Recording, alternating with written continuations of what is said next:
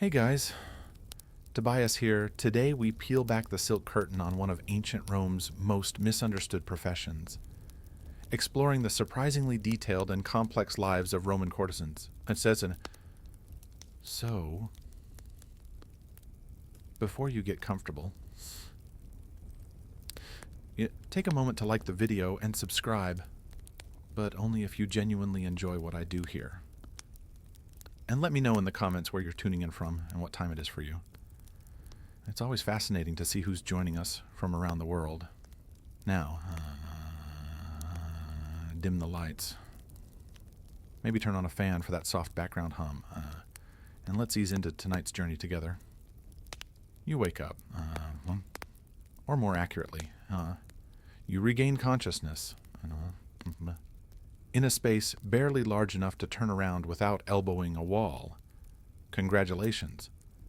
You live in a cellar, the ancient Roman version of a work-from-home setup. If your home was a broom closet and your job required body oil, these rooms were standard issue for many of Rome's working women.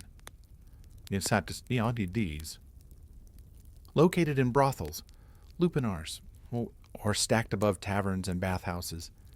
They were tiny, windowless chambers that doubled as both living quarters and workspace. Think of it as a studio apartment, designed by someone who hates light, air, and privacy. Your mattress is straw-stuffed, possibly shared with fleas, and smells faintly of wine, smoke, and disappointment. If you're lucky, there's a small oil lamp. If you're really lucky, it hasn't been stolen. Your few possessions, some cheap makeup, a comb, and maybe a bronze mirror, if times are good, are shoved into the corner like they, too, are tired of being here. There's no running water. There's no plumbing. There's a bucket you try not to think about. Bathing. That'll be a group activity later at the nearest public bathhouse. Where the water is communal and the awkward eye contact is free. But there's no time to lounge, because your room is also your office, and business hours are whenever someone knocks, or barges in, or yells through the door. Yes, privacy is a modern concept. Here in Rome, walls are suggestions, and doors are decorative. Most days begin with a quick cleanup of the room, and they sweep out yesterday's dust, wine stains, and any lost sandals left behind by last night's visitors. Then comes the prep. Face powder, rouge, and enough perfume to qualify as flammable. You're not trying to smell good. You're trying to smell better than the guy in line behind you. You practice your best sultry half-smile in the bronze mirror. Not because it works, but because pretending helps. A customer once described you as charmingly awake, and you're still riding the emotional high from that. Because here in the cellar, every day begins the same. Cramped, rushed, and filled with just enough dignity to make it to lunchtime. After waking up in your glorified broom closet, it's time to prepare for another day of impressing clients and surviving public judgment. But first, hygiene, or what passed for it in ancient Rome. There is, of course, no private bathroom. That luxury is reserved for the wealthy, and even they just had pots with ambition. As a working girl in a city that worships marble statues but accepts open sewers, your best option is the nearest public fountain or bathhouse, depending on your mood and threshold for awkward nudity. If you are pressed for time, and let's face it, you usually are, you go for the quick rinse at the communal fountain, splash some water on your face, rinse out your mouth with wine if you're fancy, and hope the fountain hasn't been used to clean a chicken that morning. There's no soap, but maybe you've got a bit of natron, a salty cleaning powder that exfoliates your skin and your self-esteem. If business is slow and coins are jangling in your little purse, You might splurge on a visit to the public baths, the great Roman equalizer. Everyone's there. Any of you merchants, soldiers, philosophers, and that guy who talks too loudly about his hemorrhoids. You undress, store your belongings in a niche you trust way too easily, and wade into tepid water full of floating philosophical debates and someone else's toenail. And so, inside, you sweat in the steam room. Scrape yourself with a strigil, a curved metal blade, and enjoy a brief moment of being the cleanest person in your street. A title that lasts about 5 minutes. After the bath, you dry off, apply more perfume, and try to remember if anyone's invented deodorant yet. They haven't. To finish the look, a bit of chalk-based face powder. A hint of rouge for the cheeks and lips, and kohl around the eyes. Not to highlight your beauty, to hide the fatigue. Clients don't want to see the woman who's already dealt with 3 senators and a sailor before noon. They want mystery, allure, and someone who doesn't smell like old lentils. Now that you're washed, or at least convincingly perfumed, it's time to get dressed. And while Roman society had a lot of complicated opinions about fashion, there was one outfit that made things very clear. The female toga. Yes, toga. That flowing white garment we usually associate with senators, emperors, and frat parties. But here's the twist. In Rome, a woman wearing a toga wasn't making a political statement. She was making a professional one. Or it was a visual billboard for... I'm not a respectable matron, and I am available for negotiation. Proper Roman women wore the stola, a long layered dress that said, "My husband controls my dowry. It's in a and I go to bed at 9. Prostitutes, on the other hand, were denied the stola by law, and required to wear a toga. See, often short, brightly colored, and intentionally flashy. Think less Grecian goddess, more visible from across the forum. The look was usually accessorized with cheap jewelry, bronze or glass beads, maybe some loud earrings. The goal wasn't elegance, it was visibility. When you're competing with 20 other women in a 100-meter radius.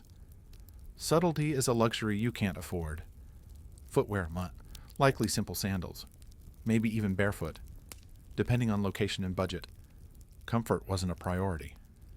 You're going to spend a lot of the day standing, or walking, and occasionally sprinting away from a bad client or an overzealous moralist.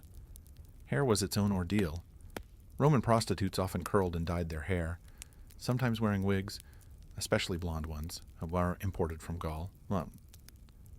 Blonde hair had a certain exotic appeal in Rome, kind of like imported luxury soap, only more alive. And let's not forget the finishing touches. Makeup. Pale face powder to contrast with red lips and cheeks. And thick kohl eyeliner to make your eyes pop, or at least look less sleep-deprived. Once fully dressed, you looked obvious. And that was the point. In a city of 1 million people, your outfit was your business card. If it made you look bold, scandalous, and economically available, then congratulations. You were ready for another glorious day of being judged by society while being actively funded by it. So, you're dressed, painted, perfumed, and hopefully not too hungover. Now comes the fun part. Drumming up business in a city where everyone wants sex, but pretends they're shocked when they find out it's for sale. In ancient Rome, marketing wasn't subtle. There were no pamphlets, no websites, and definitely no branding consultants. If you wanted clients, you had to be seen, you had to be loud, or be immortalized in graffiti. Preferably all 3. Let's start with location strategy. If you worked out of a lupanar brothel, your office was already built for visibility. Brothels were often located near bathhouses, markets, or drinking establishments. In short, anywhere people might already be sweaty, bored, or easily persuaded.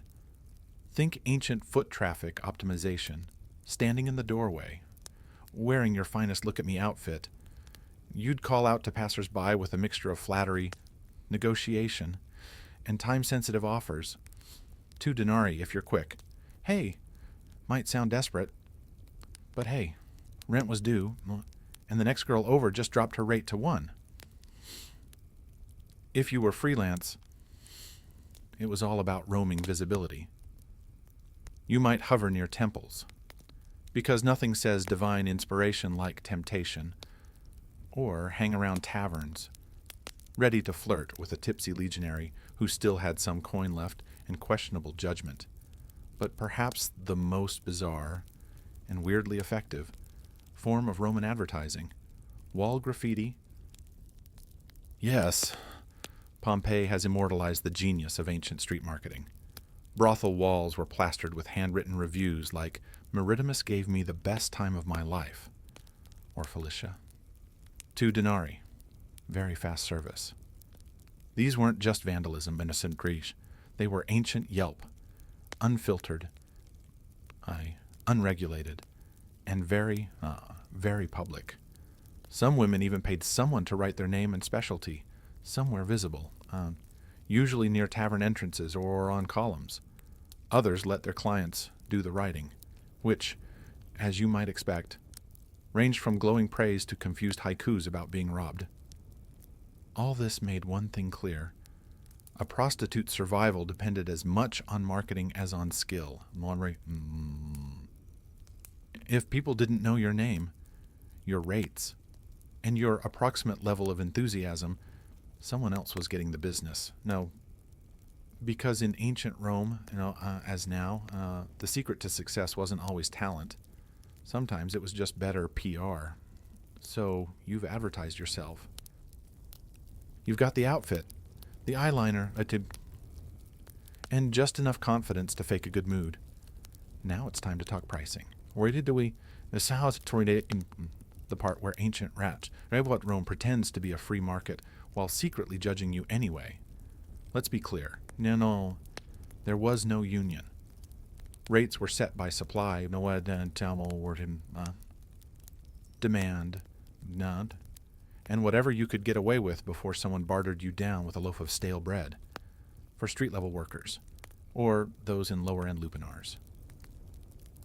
Prices could be as low as 1 or 2 asses, a small bronze coin that wouldn't even get you a glass of wine. That's right. Some clients were paying less than the cost of a decent lunch. If that feels depressing, remember, some women accepted food, sandals, or even promises as payment. Yes, in a city with an empire's worth of coinage, IOUs still existed.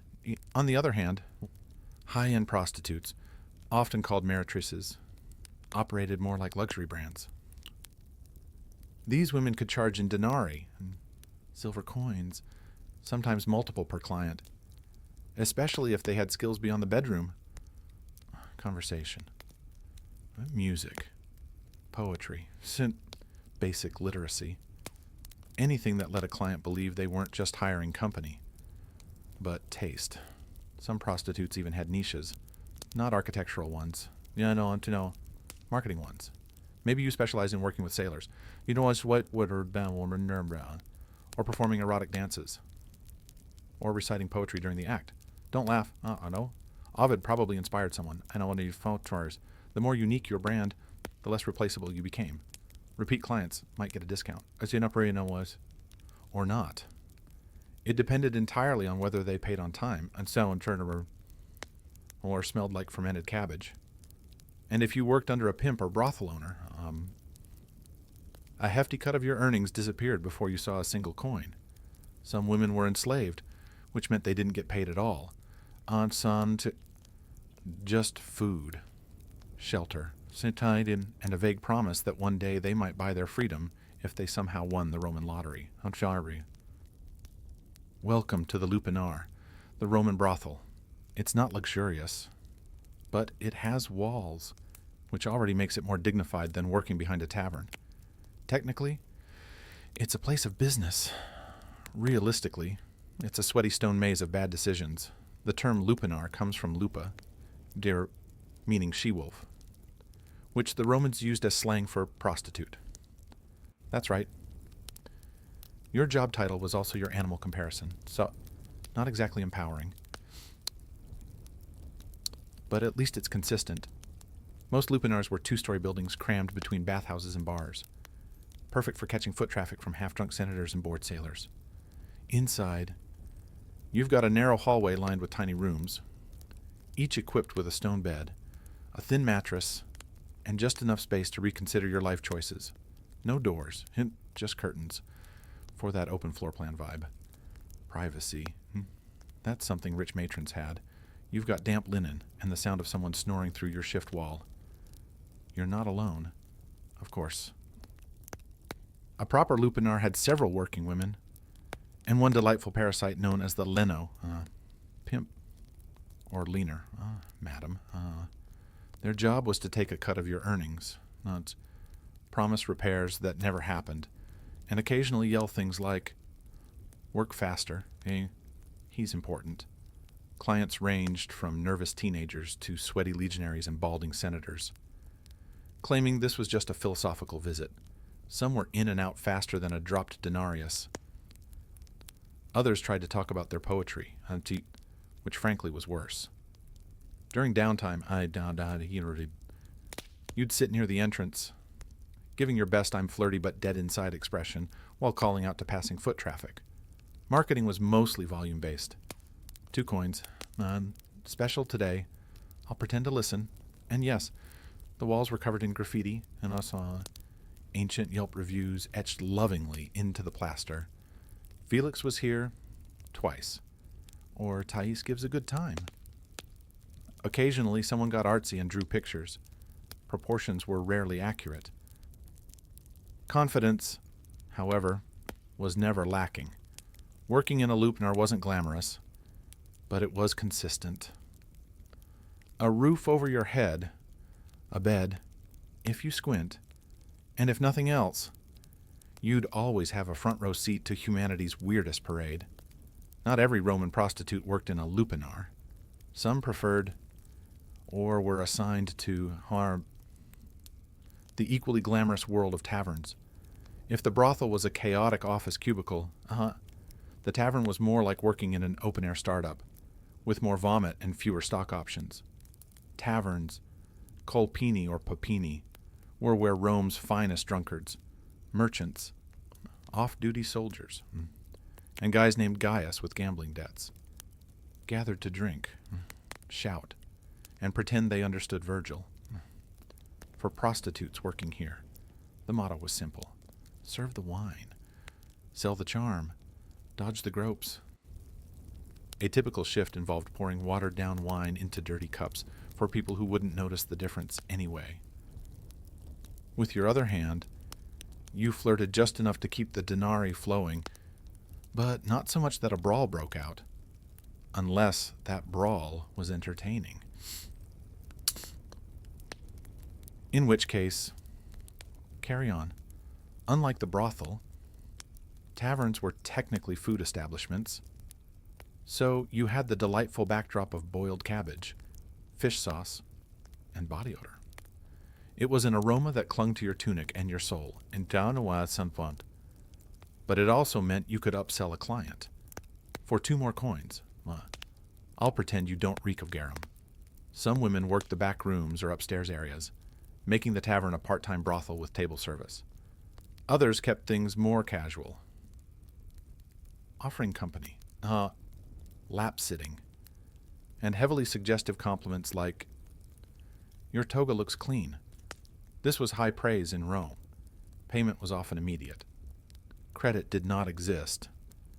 If a client tried to delay, you had options: yelp, threaten, or grab the bouncer, who was usually a retired gladiator with one eye and a short temper. The upside, taverns offered more foot traffic and sometimes better tips. The downside, you were a waitress, therapist, and hostage negotiator all at once, and no one tipped for emotional labor. And of course, there was the endless soundtrack. Shouting, dice clacking, liar players trying to impress women, and the occasional argument over who invented democracy. So, working tavern duty was unpredictable, exhausting, and smelled like despair. But it paid the bills. Sometimes. If the customers didn't vomit on your sandal first, for the entrepreneurial spirit with no brothel affiliation and too much confidence, there was always the street. Freelance prostitution in Rome meant walking the line between independent contractor and please don't arrest me. The Roman streets were alive with opportunity, and sewage. Prostitutes who worked outdoors were called prostibuli, and they roamed the alleys, bathhouse entrances, marketplaces, and occasionally temple steps. Because nothing says divine intervention like offering a discount outside a shrine to Venus. Daylight hours were decent for traffic, but risky. You had to navigate gawking citizens, nosy magistrates, and angry matrons who thought your existence was ruining their husband's self-control. Spoiler. It wasn't. You dressed brightly to stand out. Think short tunics, flashy jewelry, maybe a wig made from imported German hair. It was less understated elegance, more visible from across the Circus Maximus. The goal was to catch a client's eye before his wife caught him. Approaching a potential customer involved a delicate dance of flirtation, timing, and not getting mistaken for someone's runaway slave. You'd smile, compliment his sandals, and casually mention your rate before the local vigils, street guards, decided your entrepreneurialism was public disorder. Some clients were polite, others were aggressively cheap, and a few were very confused and just wanted directions to the bathhouse. You learned quickly to tell them apart, mostly by the level of eye contact and how many coins they jingled. Competition was fierce. You weren't just up against fellow prostibuli. You were up against free lovers, drunken party girls, and retired gladiators with a side hustle. Everyone was trying to make a denarius. There were no benefits, no security, just your charm, your wits, and the ability to walk very fast in sandals. Some carried small knives or relied on nearby tavern bouncers. Others simply prayed that tonight's customers weren't philosophers with commitment issues. Still, for all its chaos, the street scene had its advantages. You set your own hours, kept your own profits, and didn't have to answer to a lino breathing down your neck. Sure, the job came with the occasional drunk goat or philosophical heckler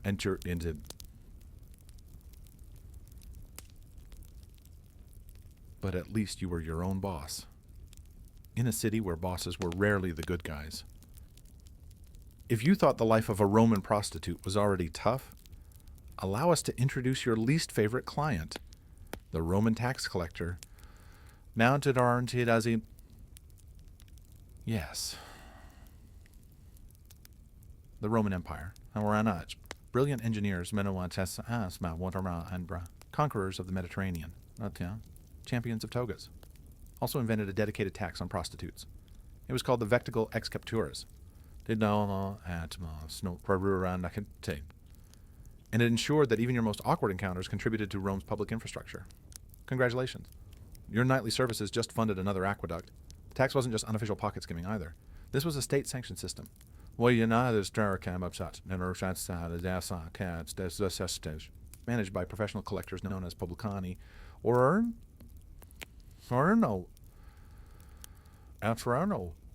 men who were somehow both boring and terrifying.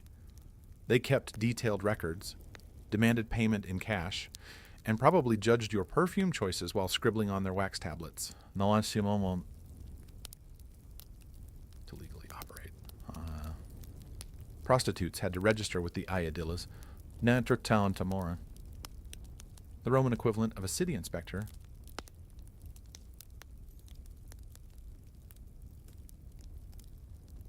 with an affinity for paperwork and moral superiority. upon registration, and you were entered into an official list of sex workers. Think of it as joining a trade union, except there were no benefits. How were you? And instead of a card, you got a branding, literally. Yes. Some sex workers, especially enslaved ones, were branded or tattooed with marks like Looper or their owner's name. If you're wondering how that made clients feel, don't worry. The branding wasn't for them. It was to ensure you couldn't pretend to be respectable later. And the tax rate, it varied depending on location, class, and whether your clients were sad senators or discount gladiators, but it always stung. You paid per act or per week, depending on the region, and there was no deduction for emotional labor. Sure. Uncomfortable silences or existential dread. Refusing to pay could result in fines, arrest, or being barred from working. Why? Though enforcement was spotty, especially if you were paying under the table, or knew how to flirt with an idyll. Still, for a profession already swimming in stigma, this tax added insult to injury. Rome was essentially saying, so we disapprove of your lifestyle. So, also, give us 10%. But hey, on the bright side, at least you could proudly say your labor was helping to fund another temple, probably dedicated to a goddess who still wouldn't return your prayers. In Rome, being a prostitute meant you had legal permission to exist, and social permission to be endlessly judged. Yes, prostitution was tolerated by the law. Taxed, regulated, even registered. But that didn't stop every senator, priest, and bored philosopher from telling you how much they disapproved of you. Often while zipping up their tunic, enter the moral police. Not an official squad with baton and dart, but a vast, unpaid network of senators, priests, matrons, and writers, who all believed it was their divine duty to shame you, while enjoying the fruits of your labor behind closed doors. At the top of the hypocrisy food chain was the Roman Senate, a group of aging elites who believed in preserving Roman virtue, a concept they typically defined as whatever we're not caught doing. Many of them publicly railed against moral decay, while maintaining discreet tabs at every brothel from the Forum to Suburra. Then you had the aediles, Rome's actual public officials who enforced laws on cleanliness, order, and decency.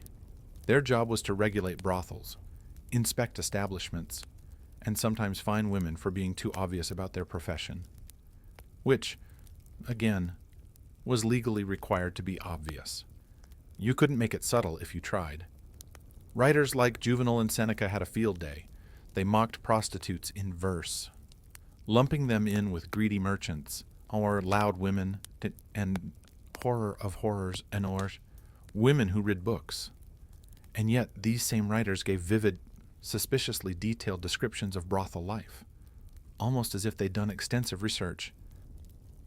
Even Roman matrons, the respectable wives of the elite, got in on the judgment. They wouldn't speak to you, of course, but they'd walk past your street corner with a gaze that could sterilize a fig tree.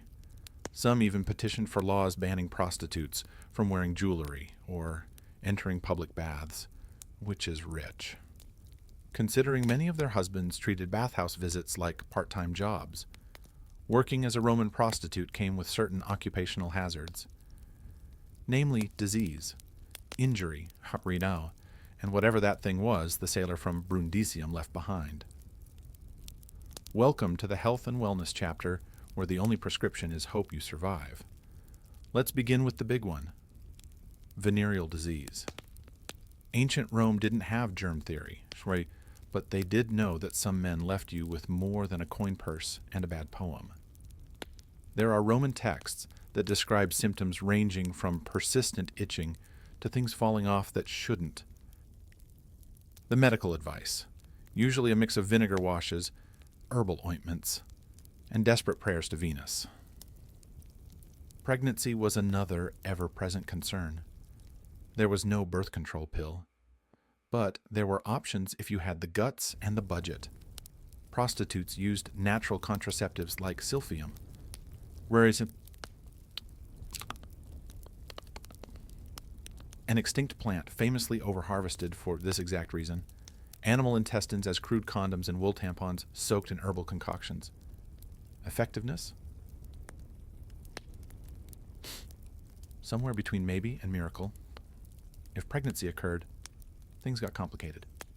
Some women carried to term and raised their children, often within the brothel itself. Others gave infants up to foundling homes,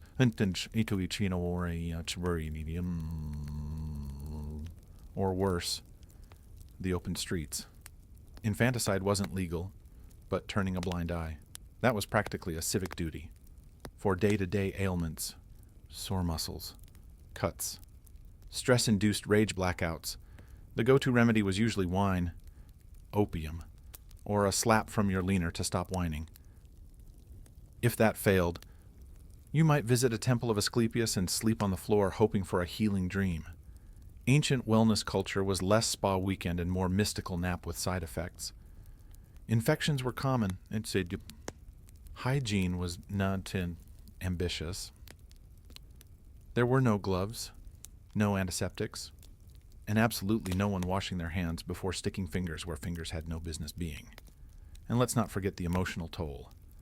Depression, trauma, anxiety, no, all part of the job. Rome didn't have therapists. You had fellow prostitutes, wine, and the occasional stray cat who listened without judgment. In a city where divine intervention was blamed for everything from floods to flatulence, prostitutes weren't just dodging moral judgment, they were also trying to stay on the gods' good side, or at least bribe them for health, luck, and a low-maintenance clientele. Religion in Rome was a full-time job, and the gods were always watching, judging, occasionally cursing. But the divine pantheon had a few deities who were, let's say, more lenient toward your profession. First, there was Venus, goddess of love, beauty, and general poor decision-making. Many prostitutes dedicated small altars to her in their rooms. Offerings of flowers, perfume, or a coin were made in hopes of attracting wealth, charm, or at the very least, some clients who didn't smell like boiled goat.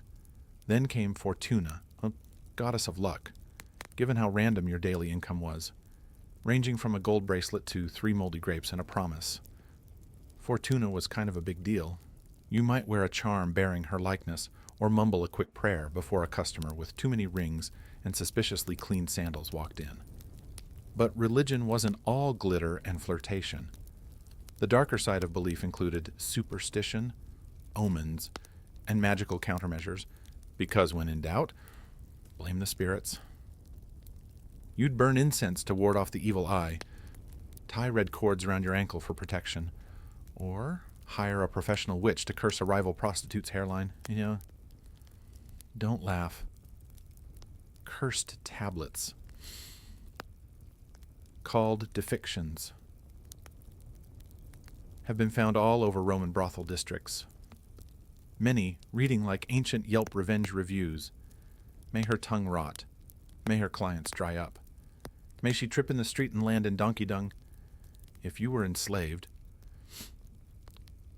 you might also pray to Mercury, for the god of commerce and transactions, because let's be honest, your life was one long receipt, and if you were lucky enough to save up for freedom, Libertas, the goddess of liberty, got a private altar and a slightly more expensive candle.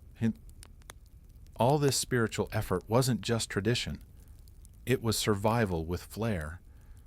When Rome gave you judgment, disease, and rude senators, the gods were your HR department, mostly useless and occasionally helpful, and always accepting offerings. Love in the Roman world of prostitution was complicated. At best, it was a pleasant delusion, and at worst, a financial liability in a tunic. Clients fell in love all the time, or claimed they did, usually after 3 cups of wine and half a monologue about their mother. Some were sincere, some were drunk, and some were trying to get a discount. But baby, I'm different. They'd say, see, clutching your hand like a tragic poet. And you'd nod politely, mentally calculating how much they still owed you. Some working women reciprocated these feelings, or at least pretended to. Emotional labor was part of the package. Smile. Listen. Pretend his toga doesn't smell like despair. For a few clients. You might even develop something real. Attachment, affection, or just mutual exhaustion, but more often than not. Romance was a dangerous distraction. What? Especially when you remembered that Rome legally categorized you as infames, meaning you could not legally marry a citizen, even if you wanted to. That didn't stop people from trying. There are tales of prostitutes who fell in love with their regulars, who were promised freedom as a marriage, a house with a garden, only to end up abandoned the moment another woman with better eyeliner walked by us. There were also clients who genuinely adored their favorite companion, showering them with gifts, poems, and occasionally actual manumission. The legal act of freeing a slave. These stories exist, but they were the exception. Not the rule. Among fellow prostitutes, where real bonds were more likely, you worked side by side, endured the same insults, you shared the same lies. Some of these friendships became sisterhoods. Others became quiet romantic partnerships hidden beneath the radar of Roman patriarchy.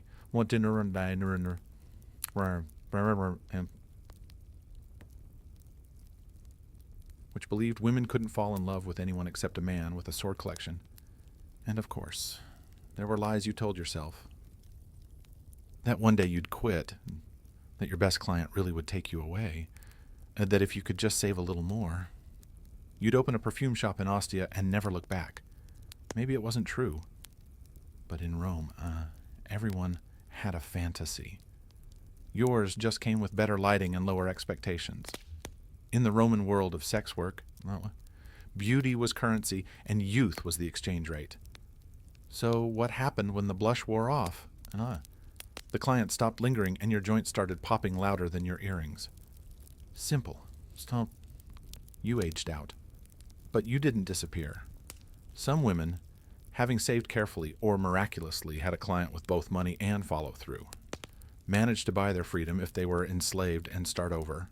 The luckiest opened taverns or bathhouses, renting out rooms to the next generation of desperate optimists. Others became madams, linei, the brothel version of upper management, less action, more shouting. As a leaner, you didn't need to be young or pretty. You needed to be sharp, intimidating and fluent in threats involving sandals and overdue debts. You ran the schedules, kept the books, and made sure the curtains were only mildly horrifying. Clients feared you. Workers pretended to respect you. The eagles sighed when they saw you coming. Other retired sex workers leaned into fortune-telling. After all, when you've heard every confession and watched every mistake walk through the door, predicting doom becomes second nature. A few became unofficial therapists, wise women or herbalists, offering advice laced with sarcasm and slightly incorrect medical suggestions. But many simply kept working because Rome wasn't in the habit of offering pensions to women who'd spent 2 decades in a toga. Older prostitutes still had clients. They just adjusted their marketing. Less blushing flower, more experienced. Discreet and tolerates poetry. Physical appearance mattered, but so did reputation. A woman known for conversation, kindness, or mind-blowing. Astrology readings could remain in demand long after her prime. And for those with no savings, no patrons and no lucky breaks. The options weren't kind, You begged. You cleaned temples. You worked in laundries until your hands turned into shriveled olives. Rome didn't care how you got old. Only that you did so quietly. But here's the truth they didn't carve into marble. For many, no treat. Survival itself was the achievement. And if you made it to old age with your wit intact and at least one working sandal, race, you were already a legend. When people think of ancient Rome, they picture marble statues, grand speeches, and emperors with questionable family trees. What they rarely picture, the woman leaning in a brothel doorway, adjusting her wig and mentally calculating how many coins she needs to not starve next week. Roman prostitutes didn't just work in the shadows. They've been kept there by history, carefully edited out of the noble narrative so schoolchildren could learn about aqueducts without asking uncomfortable questions. Yet they were everywhere. In graffiti, in tanoota, legal records, and in satire, and always poems, and always love letters, curse tablets, and receipts. Yes, actual receipts. They were a fixture of daily Roman life, even as society treated them like morally contagious wallpaper. What history usually gets wrong is the assumption that these women were powerless victims or morally bankrupt seductresses. In reality, many were savvy, adaptable, and, dare we say, better at business than half the Senate. They knew how to read a client, negotiate terms, avoid danger, and hustle a living in a city that cheered gladiators and stoned anyone who wore the wrong shoes. And they weren't all the same. Some were enslaved, some free, some catered to the wealthy, yet others to whoever had 2 coins and bad breath. Some hated every second. Others carved out small corners of power and routine. Most existed somewhere in between, like everyone else in Rome, pretending they weren't tired. Their stories were rarely written by them.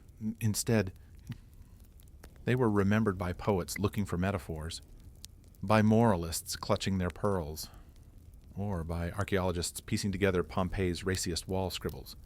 But here's what's remarkable.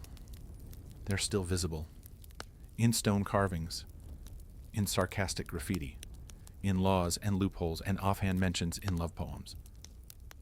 These women were erased from respectability, but not from reality. They worked, they laughed, they scammed, they wept, and they endured. All without marble statues or gilded tombs, just faint ink on a crumbling wall. Maritima was here and worth every coin. So the next time someone waxes poetic about the glory of Rome, remember, behind every toga-clad philosopher was a working girl keeping the economy and the gossip alive. In the world of the Vikings, warfare was a constant presence, and with it came injuries. Deep cuts from swords, axe wounds, broken bones and burns from fire and frost. On the battlefield, or back in the village, and it was the Leknir, the healer, who was called upon to treat the wounded. These individuals were respected members of society, combining the practical knowledge of herbs with the spiritual traditions of Norse belief. Among the most trusted herbs in a Viking healer's collection was yarrow and Achillea millefolium, known for its ability to staunch bleeding. Yarrow was used widely across northern Europe. Viking healers would crush the leaves and apply them directly to wounds. Either alone or mixed into a poultice, yarrow acted as a coagulant, helping to stop blood flow and prevent infection. It was believed to possess sacred properties, with legends connecting its power to Odin himself. The preparation of such remedies was both methodical and rooted in cultural ritual. The healer might wash the wound with boiled water infused with antiseptic herbs, apply crushed yarrow, and bind the area tightly with linen or animal skin strips. In some cases, chants or prayers were recited during the process, invoking protection or healing from the gods. Healing was not just physical, it was also spiritual, beyond battlefield wounds.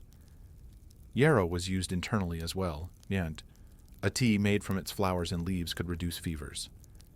ease digestive complaints, or help relieve menstrual cramps. It was a versatile plant, and one that could be found growing throughout the Viking homelands, in fields, near rivers, or in small garden plots maintained by women of the household. Healers in Viking society had a deep understanding of their environment. They knew which plants grew in which seasons, how to harvest them properly, and how to preserve them for use during the long, dark winters. Knowledge was passed down through generations, often from mother to daughter, or from elder to apprentice. These traditions blended elements of Germanic herbal lore with the rich cosmology of Norse mythology. In a world without hospitals or modern antibiotics, the skill of the healer and the power of plants like yarrow were essential to survival and to maintaining strength in a warrior-driven culture. While yarrow addressed bleeding and surface wounds, the Viking healer's battle against infection required deeper remedies. One of the most revered herbs in this regard was Angelica.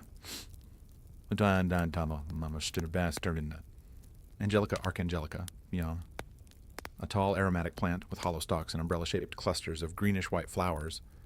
It thrived in the cold climates of Scandinavia and was considered so valuable that it was cultivated in monastery gardens long after the Viking Age ended. Angelica held a central place in early Northern European medicine, prized for its broad-spectrum medicinal properties. Viking healers used the root, leaves, and seeds to prepare a variety of treatments. Most commonly, metsuyu, the root was dried and then steeped into decoctions to fight internal infections. It was known for its warming effect on the body and was used to stimulate circulation, cleanse the blood, and reduce inflammation. The antiseptic properties of Angelica were vital in treating infected wounds, especially those that had been neglected or exposed to dirt and decay. A healer might grind the root and mix it with animal fat or beeswax to create a salve, then apply it to festering injuries. When ingested as a tea or tincture, Angelica helped combat respiratory infections, or fevers and digestive issues, ailments that could become life-threatening in a time without antibiotics. But Angelica's power extended beyond physical healing. In Norse cosmology, certain plants were believed to carry divine energy. The name Angelica itself, though Latin in origin, echoes the spiritual reverence surrounding the plant. In Christianized Europe, it was said to have been revealed by an angel to cure the plague. While Viking belief systems were different, they too held that some plants were gifts from the gods. It is likely that Angelica, with its strong scent and dramatic appearance, was associated with protection and sacred power. Women who often served as herbalists within the household used Angelica to treat gynecological conditions.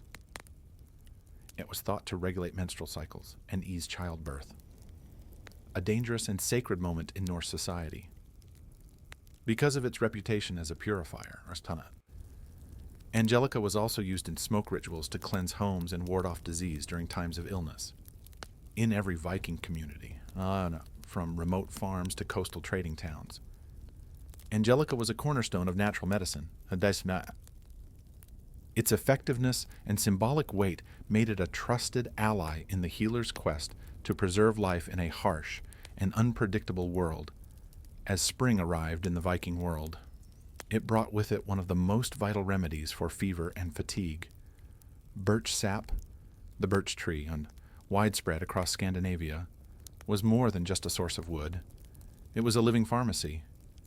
Vikings tapped the tree in early spring, collecting the clear, slightly sweet sap as it rose from the roots to nourish new leaves. This seasonal practice required skill and timing, as the sap could only be harvested for a short period before the tree fully awakened. Healers used birch sap as a tonic for those weakened by long winters, illness, or lingering fevers. It was served fresh or fermented into a lightly alcoholic drink known for its revitalizing qualities. Rich in minerals, electrolytes, and natural sugars, birch sap helped rehydrate the body and restore lost energy, especially after the depletion caused by sickness or extended fasting. In an era without formal nutrition science, Viking healers recognized the restorative power of this gift from nature. In cases of fever, healers often paired birch sap with infusions of cooling herbs such as meadowsweet or elderflower. This gentle combination helped bring down body temperature while nourishing the patient. In more serious cases, the sap might be mixed with bitter herbs like wormwood to purge the body of what was believed to be harmful humors. The logic was simple: cleanse. Restore and rebalance. Beyond its internal uses, the birch tree had a role in external treatments too. The bark, when boiled, produced a tar-like substance with antiseptic properties. It was used to treat skin infections, minor burns, and bites. Birch leaves were also used in poultices and steam baths to draw out toxins from the body, often accompanied by prayer or ritual to align the physical with the spiritual. Symbolically, the birch tree represented renewal and purity. It was often the first tree to grow after land was cleared or burned, and this regenerative quality made it sacred in both Germanic and Norse traditions. The use of its sap in healing reflected this belief, returning vitality to the sick and offering the promise of recovery after hardship. In the healer's practice, birch sap was a seasonal treasure, non-cheat or a clear, life-giving elixir that marked the changing of the year and the persistence of health in a cold and often merciless land. In Viking herbal medicine, juniper was revered for its powerful cleansing properties, both physical and spiritual. Growing abundantly in the rocky soils of Scandinavia, juniper bushes with their prickly needles and aromatic berries were among the most trusted tools in a healer's repertoire, whether burned, boiled or brewed. Juniper was used to purify the body, the air, and even the spirit. Juniper berries were commonly used as a diuretic and a remedy for urinary tract infections. When consumed as a tea or decoction, they stimulated kidney function, helping the body to flush out excess water and harmful substances. This made them especially useful during illnesses that involved swelling, bloating, or lingering fevers. The berries also had mild antiseptic properties, allowing them to address infections from within, a crucial function in an age with no antibiotics. For respiratory issues, juniper smoke played a vital role. Healers would burn dried juniper branches and let the smoke fill a room or a tent, believing it could drive out disease. This wasn't just symbolic. The antimicrobial compounds in juniper smoke helped disinfect the air. During outbreaks of sickness or after a death, Viking homes and ships might be cleansed in this way. The practice was both practical and spiritual, banishing what could be seen and what could not. In steam baths and sweat lodges, the tradition shared across many northern European cultures. Juniper branches were sometimes laid on the hot stones or added to the water. As the vapor rose, it carried the sharp, invigorating scent of the plant, opening the lungs and inducing heavy sweating. This was thought to cleanse the body of toxins and the soul of imbalance, reconnecting a person with the rhythms of nature and health. Juniper also held ritual importance. Branches might be hung over doorways to ward off evil or carried in small bundles by travelers for protection. Its strong, earthy fragrance symbolized resilience, and its presence in healing was a reminder that purification was as much about the unseen forces as it was about physical ailments. For Viking healers, juniper was not merely a remedy. It was a symbol of renewal and defense, a guardian plant that stood between the fragile human body and the chaotic forces of the world. Its sharp needles and potent berries helped them keep sickness at bay, one breath of smoke or sip of tea at a time. Among the many herbs known to Viking healers, meadowsweet, Filipendula ulmaria, your was particularly valued for its ability to ease pain and reduce inflammation. Found in damp meadows and along riverbanks, this fragrant plant with creamy white flowers was a staple in early Germanic and Norse herbal medicine. Though they lacked modern terminology, Viking healers recognized that some plants had the power to cool fevers, relieve discomfort, and help the body recover more gently. Meadowsweet was often used to treat headaches, joint pain, and digestive problems. The flowers and leaves were dried and steeped into teas, which were given to patients suffering from fevers or general aches, common complaints in a harsh climate where physical labor and exposure were part of daily life. The herb's soothing effects made it an essential remedy during times of illness and recovery. Unbeknownst to the Vikings, meadowsweet contains compounds similar to salicylic acid, the basis for modern aspirin. See, this natural pain-relieving ability explains why it was so effective and frequently used. Healers didn't know the chemistry, but they knew the results. Less fever, reduced swelling and relief from discomfort. These benefits were especially important during the winter months, when colds, joint pain, and respiratory infections were widespread. For digestive issues, meadowsweet was considered a gentle treatment for nausea, heartburn, and stomach cramps. Its calming properties helped settle the stomach. And it was sometimes combined with other herbs like chamomile or mint, if available, to create a broader treatment. The plant's sweet scent also made it a comforting addition to healing rituals, which often blended the sensory with the medicinal.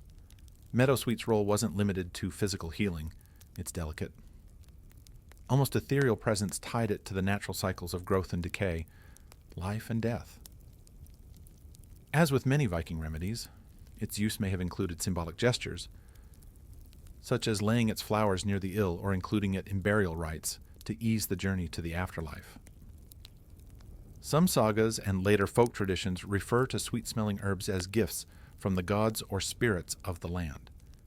In a culture that respected strength, but understood the necessity of healing, meadowsweet was a quiet yet powerful ally. It helped warriors rest, allowed children to recover, and gave the elderly comfort in their final years. For the healer, it was one of the gentlest and most reliable tools in their care. Mugwort, Artemisia vulgaris, held a special place in the Viking healer's practice, not only as a medicinal herb, but also as a spiritual tool, known across northern Europe for its bitter aroma and silvery leaves. Mugwort was considered one of the most sacred plants in Germanic tradition. For Viking societies, where healing was never just physical, mugwort served as a bridge between the body and the mind and the unseen world. Medicinally, mugwort was used to treat a wide range of ailments. It helped with digestive problems, menstrual irregularities, and fatigue. The tea made from its leaves was used to ease stomach cramps, stimulate appetite, and support the liver. Viking women in particular relied on mugwort to regulate their cycles and aid with childbirth. In a world without midwives or formal obstetrics, the healer's knowledge of such herbs was vital for survival during pregnancy and delivery. Mugwort also had powerful nervine properties, meaning it calmed the nervous system. For warriors who experienced restlessness or nightmares, mugwort tea or smoke was thought to restore inner balance and protect the mind. Sleep, which was often disturbed after battle or illness, could be coaxed back by burning dried mugwort near the bedside or placing it under the pillow. This wasn't simply superstition. Many aromatic herbs do have mild sedative effects, but beyond its medicinal uses, mugwort was strongly linked to ritual and magic. Viking healers and wise women, often referred to as Valur or Seidknur, and so used mugwort in ceremonies to invoke dreams. Protection or visions. It was sometimes burned during rites of Seder. The Norse form of trance magic and prophecy. The rising smoke was believed to carry prayers to the gods or ward off harmful spirits. Healers might also use mugwort during solstice ceremonies, or seasonal changes or in times of emotional distress.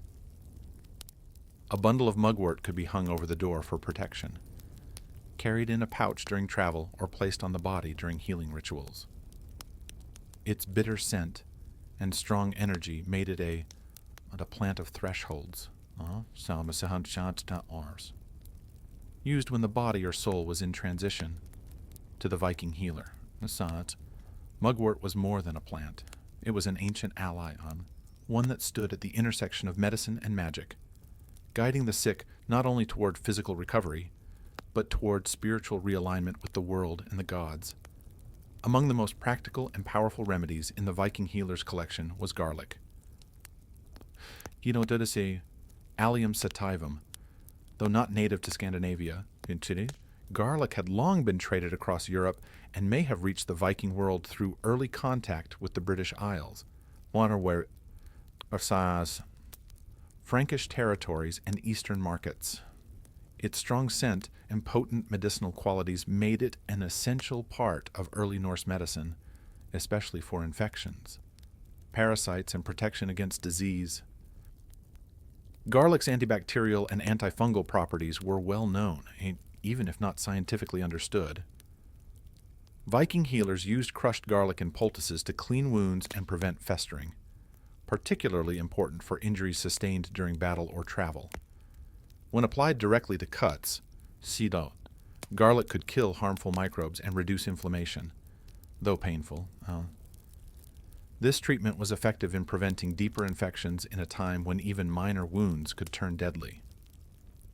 Internally, garlic was often eaten raw, pounded into pastes, or brewed into strong infusions.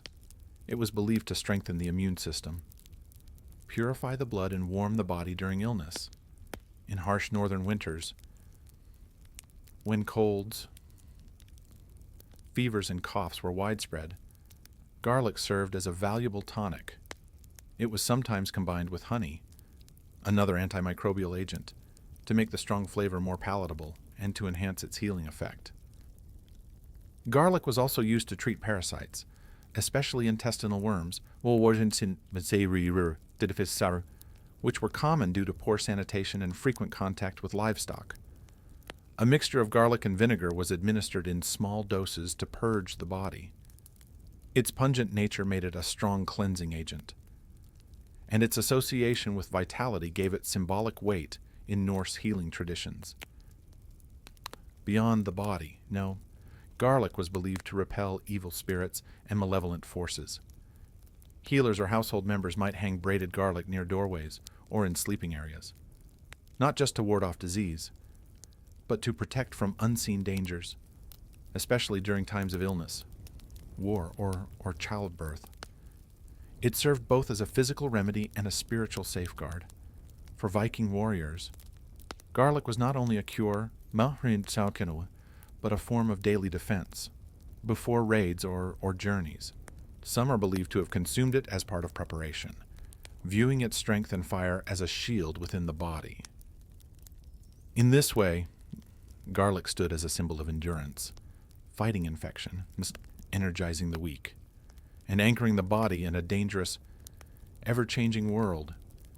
In the Viking Age, the stinging nettle, Urtica dioica, was more than a nuisance.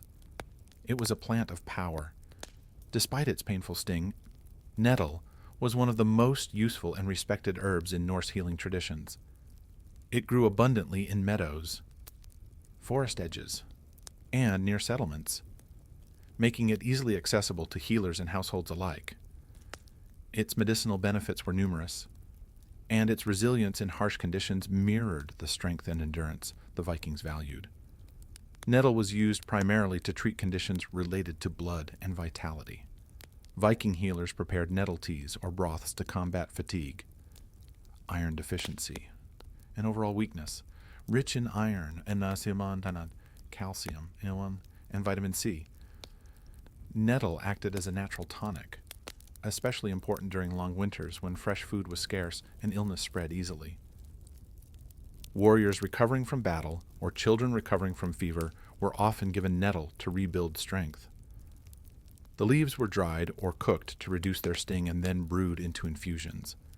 These drinks were believed to purify the blood, promote circulation, and encourage the body to rid itself of harmful substances.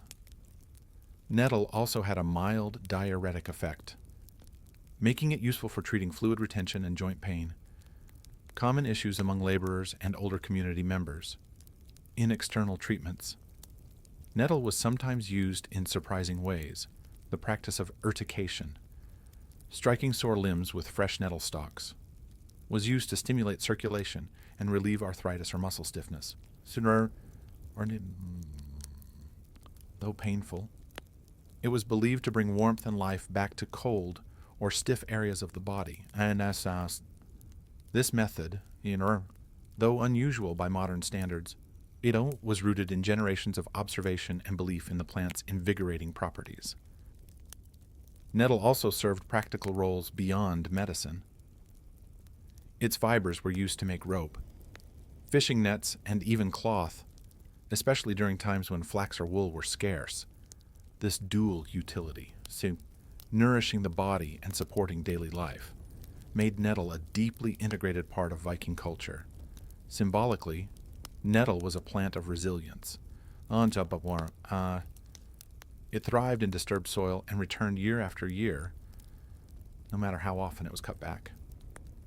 In Norse society, where survival required both strength and adaptation, nettle embodied those values. For the healer, it was a reminder that even the most painful plants could bring healing, and that power often came from what first seemed harmful.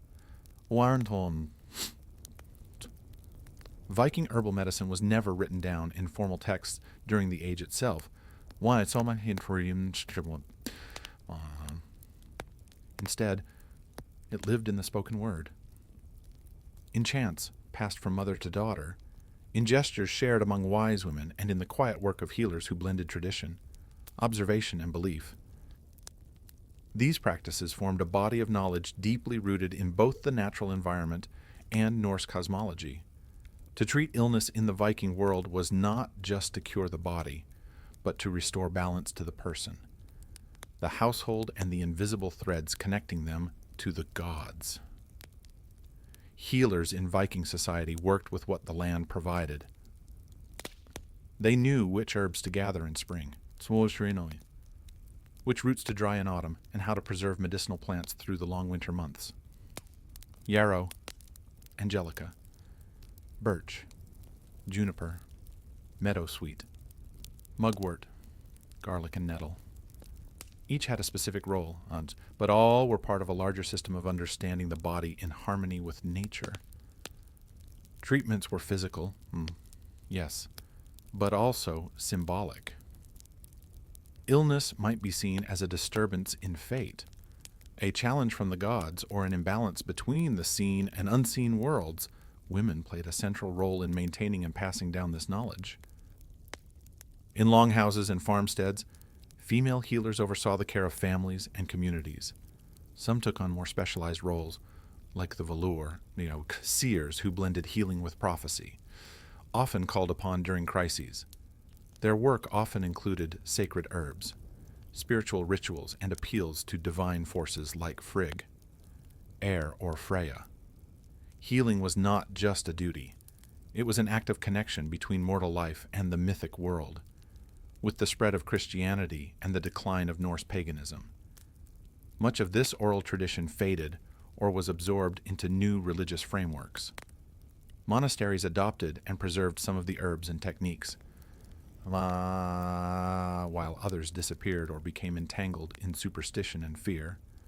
But echoes of Viking herbal medicine can still be found today in Scandinavian folk healing, in modern herbalism, and in the renewed interest in ancestral plant knowledge. The legacy of Viking healers lies not just in the herbs they used, but in the worldview they preserved. That nature holds power, that healing is both physical and spiritual, and that wisdom often resides in the hands of those who listened to the land. Joan of Arc was born in the winter of 1412 in the rural village of Domremy, a quiet hamlet in northeastern France, nestled near the border of Burgundy. At the time, France was fractured by war and civil unrest. The 100 Years' War between England and France had already dragged on for decades, and northern France was caught in the crossfire. Joan was born into this turbulence, the daughter of Jacques d'Arc and Isabelle Romay, devout peasants who raised their children in the Roman Catholic faith. Her family lived modestly. They owned a small patch of land, a few animals, and relied on farming to survive. Joan was not taught to read or write, like most girls of her class, but she was known for her hard work and deep religious devotion from an early age. She spent much of her childhood helping around the house, tending sheep and attending church. Her world was humble and steeped in faith. The voices she would later claim to hear would come to someone who already spent hours in prayer and contemplation. Domremy itself was a contested area. Though technically loyal to the French crown, it bordered Burgundian territory, a faction allied with the English. The threat of violence was constant. Raids by Anglo-Burgundian forces occasionally swept through the region, destroying crops and burning homes.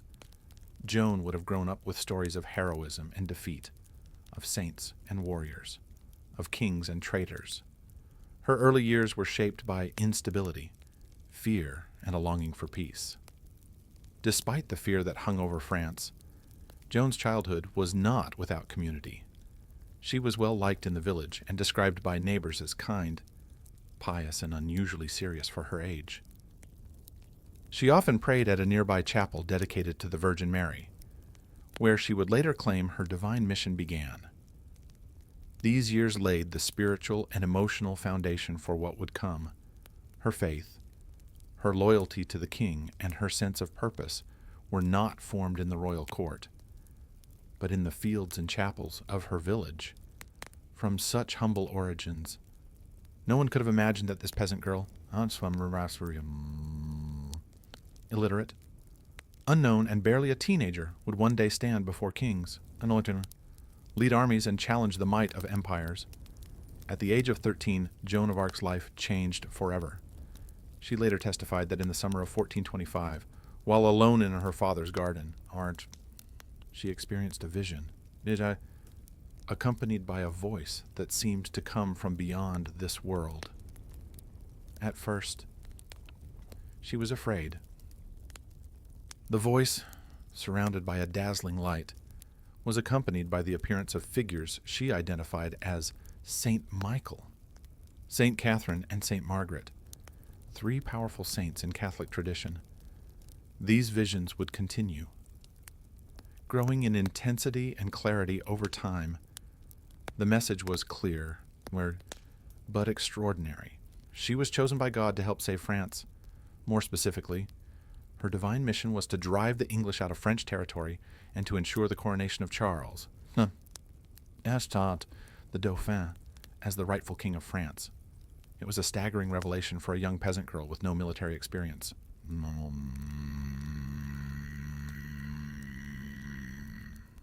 No formal education and no standing in society. Joan told no one at first. She kept the visions private, fearing disbelief or punishment. But the voices persisted, urging her to act. Over the next few years, she became increasingly convinced that her mission was real. She began to devote herself even more deeply to prayer, fasting, and religious discipline, believing that her purity and obedience were essential for fulfilling God's will.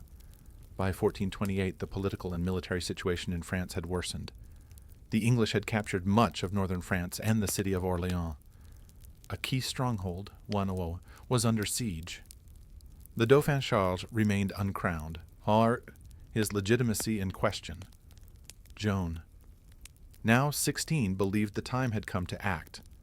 She traveled to the nearby town of Vaucouleurs and requested an audience with the local commander, Robert de Baudricourt, claiming she had a message for the king. At first, Baudricourt and his men laughed her off, The teenage girl, claiming divine guidance, was hardly taken seriously, but Joan was persistent. She returned again and again, speaking with a conviction that unsettled some and impressed others.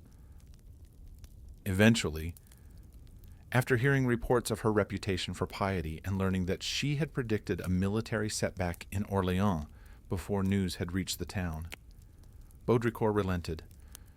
He agreed to send her, dressed in men's clothing and underarmed escort, to meet the Dauphin. Joan's journey from peasant child to military envoy had begun, led by visions, faith, and an unshakable sense of destiny. In early 1429, Joan of Arc arrived in Chinon, where Charles, the uncrowned Dauphin of France, held his court. The journey had been long and dangerous. She traveled more than 300 miles through enemy territory. Dressed as a man to avoid attention and assault, when she finally stood before the royal court, she was met with skepticism and curiosity. Charles, unsure of her motives and wary of trickery, decided to test her. To begin, he disguised himself in plain clothes and hid among his courtiers. Joan, having never seen him before, immediately picked him out and addressed him directly. Witnesses were astonished. She reportedly told him details that only he and his closest advisers would have known, and possibly regarding a private prayer or secret doubt. For many in the court, it was the first sign that something beyond explanation was at work. Still, Charles was cautious. He ordered that Joan be examined by theologians and church officials in Poitiers. For several weeks, she was questioned about her visions, her morality, and her doctrine. She was a teenage girl being grilled by learned men. Yet she answered with composure and confidence. Her virginity was tested, as it was believed her purity was essential for her divine mission. The examiners found nothing heretical in her claims and noted her remarkable character and intelligence, despite her lack of formal education. The court's advisors concluded she could be sent to Orléans with the army. But first, Joan requested something symbolic, something that would signal her role not merely as a soldier, but as a divine emissary. She asked for a banner. The banner she received was white, embroidered with an image of Christ and the words, Jesus Maria. It would become her most treasured possession, and she carried it into every battle. Declaring that she preferred the banner to the sword, she was also fitted with a custom suit of white armor and given a sword, which she claimed to have been divinely led to discover behind the altar of a chapel in St. Catherine de Fierbois. With her armor, banner, and a company of soldiers, Joan prepared to march toward Orléans. She was just 17 years old, young, untrained, and utterly convinced that God had sent her to save France. Her arrival at the besieged city would mark the beginning of one of the most legendary military campaigns in European history.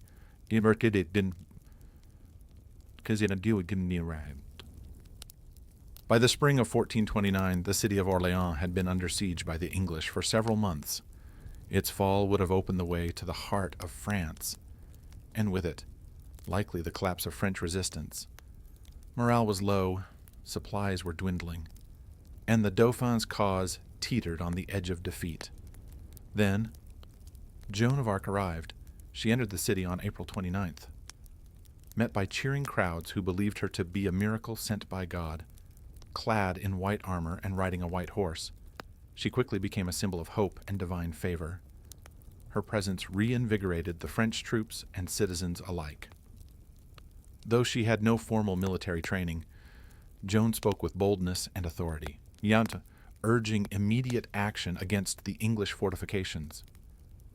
French commanders, initially hesitant to take orders from a teenage peasant girl, soon found themselves drawn to her conviction. Joan urged an aggressive strategy, claiming her voices had promised victory. Despite her youth, she rode into battle beside the soldiers. often placing herself in the most dangerous positions. Her courage on the field inspired others to fight with renewed determination. Over the course of a week,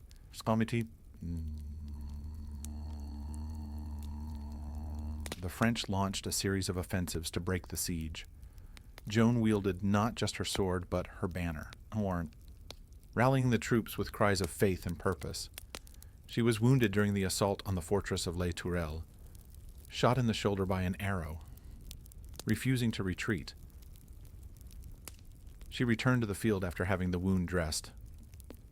Continuing to urge the men forward, on May 8th, the English finally lifted the siege and withdrew. It was a stunning victory. One that changed the momentum of the war. For the first time in years, the French had dealt a decisive blow to English forces. Joan's role was undeniable. Her leadership, her fearlessness, and her spiritual authority had turned the tide. The victory at Orléans was more than a military achievement. It was a turning point in the national consciousness of France. The peasant girl from Domremy had fulfilled the first part of her divine mission. Now she turned her focus toward her second goal, to see the Dauphin crowned as king at Reims, the traditional site of French coronations. The road to legitimacy had begun. With the siege of Orléans lifted, Joan of Arc's mission shifted toward a far more symbolic objective, the coronation of Charles the Dauphin. In her visions, this was not merely a political event. It was a divine command. Charles needed to be crowned at Reims, the traditional site where French kings were anointed with sacred oil. But Reims was deep in territory controlled by the Burgundians, allies of the English. To reach it, Joan and the French army would have to march through hostile lands. Despite the risk, Joan was adamant. Her belief that God had cleared the path gave her confidence, and her conviction began to influence even the cautious Charles. After several victories along the Loire Valley, including battles at Jargeau, Monsieur Loire and Beaugency, momentum was on their side. The army gained strength as towns submitted and morale surged. By July 1429, Joan and the royal court set out on what would later be called the coronation journey. Along the way, cities and castles opened their gates without resistance. Word of Joan's miraculous success had spread. Many believed that to resist her was to resist divine will. Her presence in the army, young, determined, and riding under her white banner, created an aura of invincibility. On July 16th, the French forces reached Reims. The city's leaders, after some hesitation, surrendered peacefully. The next day, so inside the Cathedral of Reims, Charles was crowned King Charles VII of France. Joan stood beside him, holding her banner high for her renourie. It was the fulfillment of the prophecy she had received from her voices. The coronation was a moment of triumph, both for the new king and for Joan.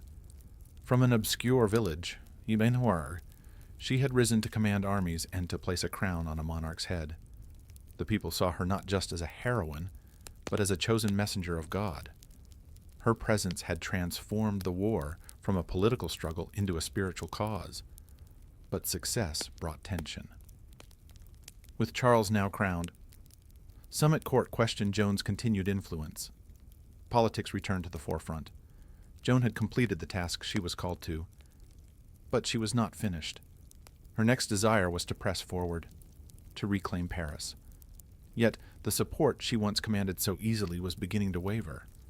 After the coronation at Reims, Joan of Arc pushed for a bold new objective, the liberation of Paris. Still under English and Burgundian control, for Joan, reclaiming the French capital was not just a political necessity. It was part of her divine mission to fully restore France to its rightful king. But not everyone shared her urgency. King Charles VII, newly crowned and politically cautious, hesitated. His advisors urged diplomacy, favoring a negotiated truce with the Burgundians. But Joan remained resolute. She believed that delay would only strengthen the enemy and that God had already cleared the way for victory. Eventually, Charles agreed to an assault on Paris, though without full commitment. He provided limited troops and delayed the campaign, weakening the effort before it began. Joan arrived outside the city in early September 1429 and prepared for battle. Paris was well defended with strong walls and experienced English and Burgundian forces inside. On September 8th, she led an assault on the Porte Saint-Honoré, one of the city's main gates. As always, she carried her banner and fought at the front lines, encouraging the troops with prayers and determination. The fighting was fierce. The defenders poured down arrows and stones. Joan was struck by a crossbow bolt in the thigh, but refused to abandon the field. She continued to direct the battle from behind the lines, calling for another charge, but the attack stalled. With nightfall approaching and casualties rising, Charles's commanders ordered a retreat against Joan's protests. The failed attack on Paris marked a turning point. Joan's reputation remained intact among the common soldiers and citizens. But at court, doubts began to grow. Her influence over royal policy started to wane. Charles, now king, no longer relied on her as he once did. Political interests, fear of provoking further conflict, and distrust of Joan's spiritual authority began to eclipse her earlier triumphs. Yet Joan was undeterred, so she continued to lead minor campaigns in the following months, capturing towns like Saint-Pierre-le-Moutier and La Charité, often financing the operations herself with donations from supporters. But the tide was shifting. Her vision of total victory clashed with the king's increasingly cautious stance. Despite her injuries, her dwindling support, and the growing political isolation, Joan remained convinced that her mission was not yet complete. She would not stop until France was free. But in the shadows, betrayal and danger were closing in. In the spring of 1430, Joan of Arc continued her campaign. Though her position had grown increasingly precarious, her successes on the battlefield had not translated into lasting political power. King Charles VII, now more focused on diplomacy than war, offered only lukewarm support. Joan, acting largely on her own initiative, turned her attention to the town of Compiègne, which was under threat from Burgundian forces. She arrived in May 1430, hoping to defend the city and rally the local population. But the odds were stacked against her. The Burgundians, allies of the English, were closing in with superior numbers. On May 23rd, Joan led a small force in a sortie to challenge the besiegers and disrupt their lines. As the battle unfolded outside the city walls, French forces were pushed back. Joan remained behind to cover the retreat, determined to protect her soldiers. In the chaos, the city gates closed too soon. Joan and a few companions were trapped outside, surrounded by Burgundian cavalry. She fought until she was pulled from her horse and taken captive. Her capture was a devastating blow, not only for Joan herself, but for the morale of the French people. The girl who had once lifted the siege of Orleans and crowned a king now found herself a prisoner. Sunburns? The Burgundians held Joan for months. It is already said.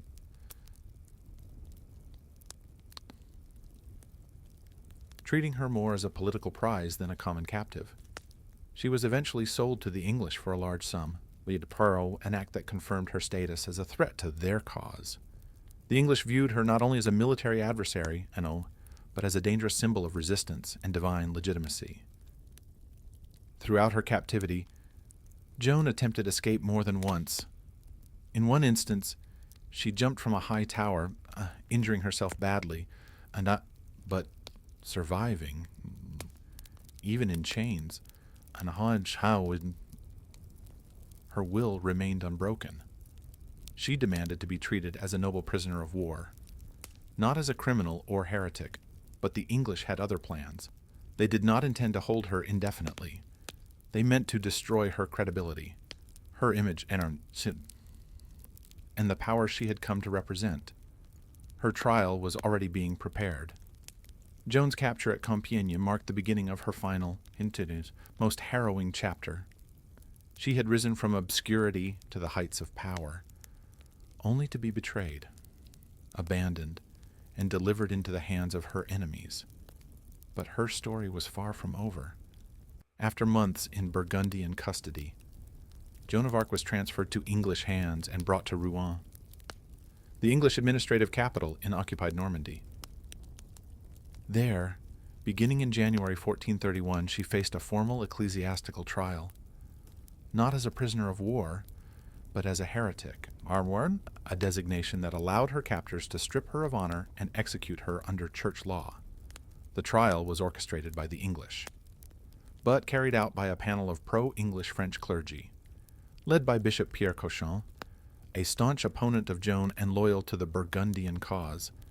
Its true goal was not justice, but the destruction of Joan's legacy.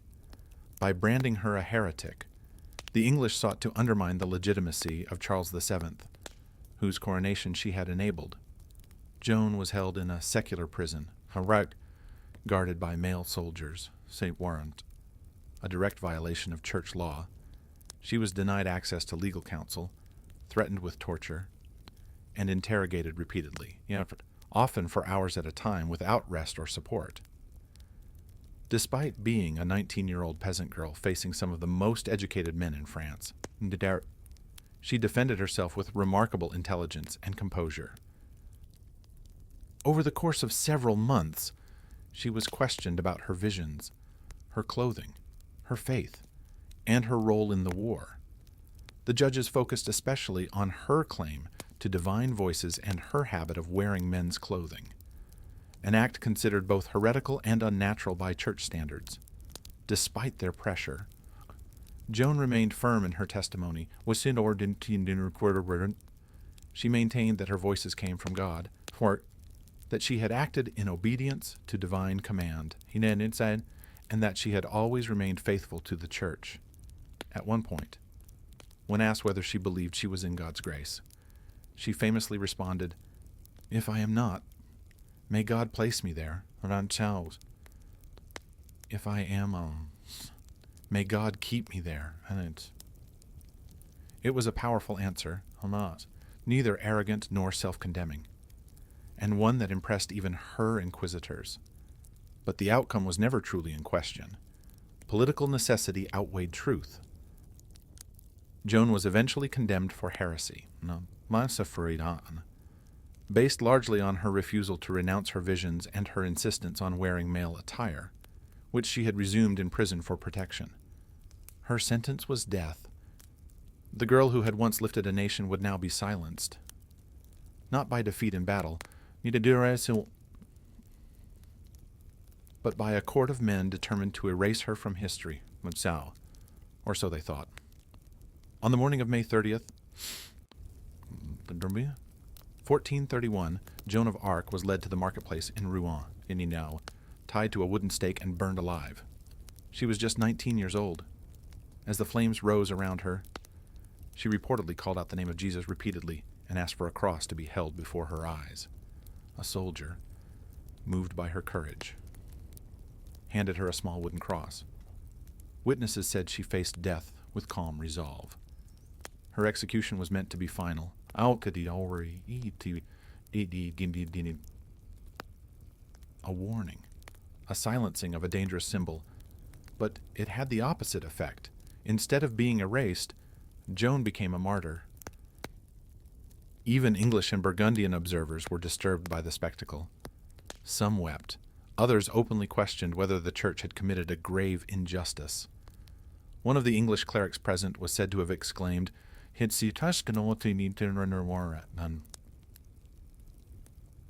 "We are lost. We have burned a saint." Over the years that followed, Joan's image only grew stronger. Her unwavering faith, her courage in battle, and her dignified defense at trial became the foundation for a powerful legend. In 1456, 25 years after her death, and following a formal investigation ordered by Pope Calixtus III, Joan's trial was declared invalid. She was officially exonerated. What took her name cleared of heresy. In the centuries that followed, Joan of Arc became a unifying symbol for France.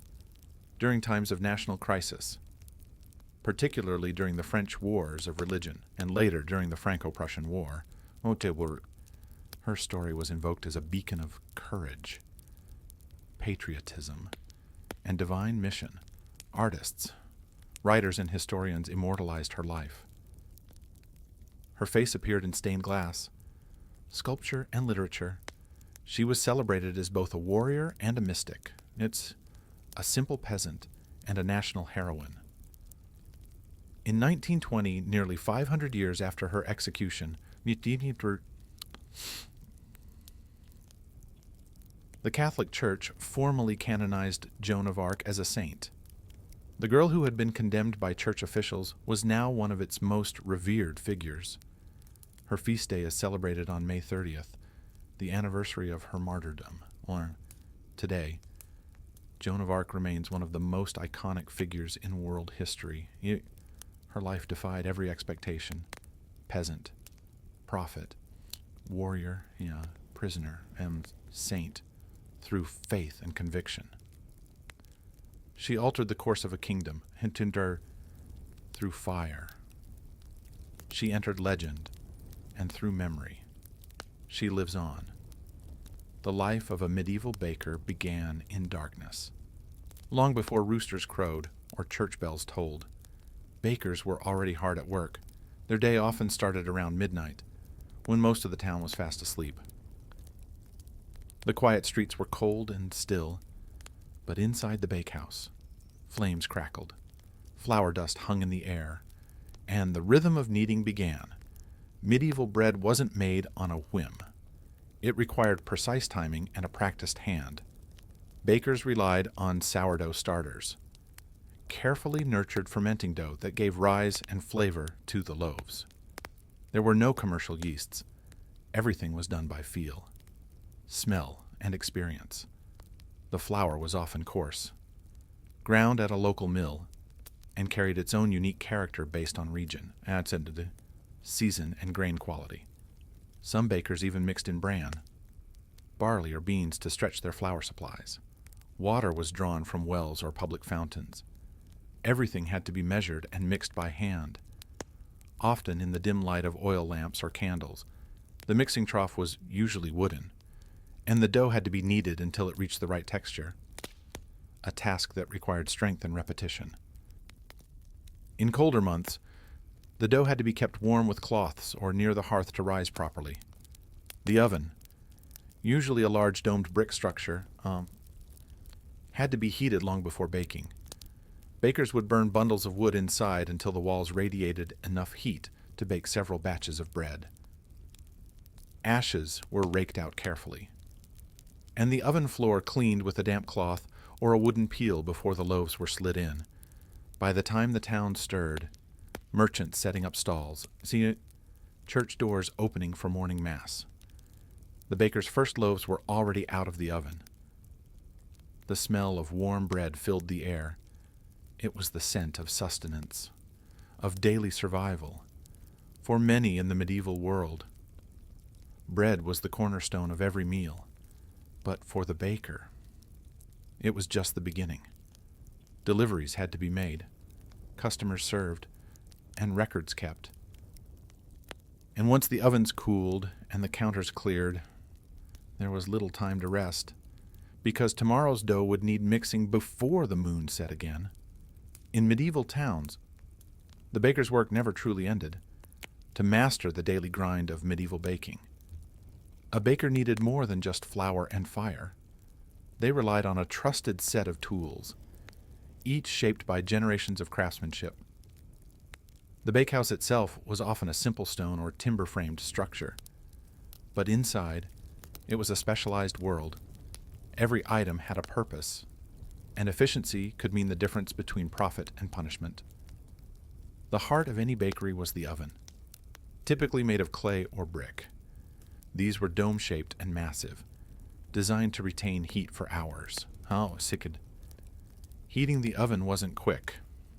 Bundles of wood, often oak or beech, were burned inside until the walls radiated the ideal temperature. Then the ashes were raked out, and the bread loaded using a peel, a long-handled wooden paddle that allowed bakers to slide loaves deep into the hot chamber without burning themselves. The kneading trough was another essential item, it usually carved from a single block of wood or built from heavy planks.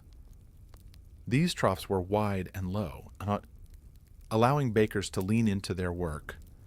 The dough was mixed and worked by hand, and larger bakeries sometimes had several troughs going at once to keep up with demand. Measuring tools were primitive, but vital. Most bakers used wooden scoops or hand-carved measures for flour and salt. Though consistency varied, scales were rare, and accuracy was often enforced by local guilds or town officials. Cheating customers by underweighting loaves could lead to heavy fines, or worse. Flour was stored in cloth sacks or wooden barrels, while water was hauled in buckets from wells or streams. Some bakeries also had sieves for removing husks or debris, especially in more prosperous towns where finer bread was expected by wealthier clients. Coarser flours, however, were common for the lower classes. Perhaps the most valuable tool was the baker's hands, calloused, experienced and trained by years of repetition. They knew when dough was ready, when the oven was hot enough, and when a loaf was just beginning to sing its final, crusty notes. Everything had to be cleaned and prepared before the next day. The tools, and humble though they seemed, were part of a larger rhythm, a cycle of labor, skill and heat that transformed raw grain into life-sustaining bread. In the hands of a medieval baker, each tool helped feed a town. In the medieval world, bread was more than food. It was the foundation of every meal and a marker of social class. Nearly everyone ate it daily, but not all bread was created equal. What you ate said a great deal about who you were. The wealthiest citizens and nobles, clergy, and prosperous merchants demanded the finest bread, known as manchet or white bread, made from finely sifted wheat flour. This bread was soft, pale, and expensive. Producing it required extra labor, grinding, sifting out bran and using only the most refined parts of the grain. This labor-intensive process raised its cost, placing it far out of reach for commoners. For townsfolk and tradesmen, ravel or wheaten bread was the standard. Still made from wheat, it was less refined, slightly darker and more nutritious. It struck a balance between cost and quality, and bakers sold it in greater quantities than manchet. In some towns, regulations dictated that this bread must be sold at a fixed weight and price, preventing bakers from exploiting the hungry. But for the poor, the laborers, peasants, and beggars, there was maslin, or black bread, often made from a mix of rye, barley, oats, and whatever else was available. This bread was dense, coarse, and sometimes bitter. In hard times, bakers might even stretch it with beans, peas, or chestnut flour. It was filling. Yes, but also a reminder of one's place in society. In monasteries, bread varied depending on the order.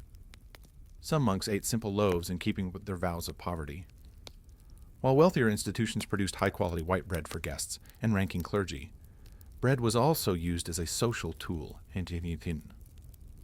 During feasts, wealthy lords would use trenchers, thick slices of stale bread, as plates after the meal. These were either eaten by servants or given to the poor.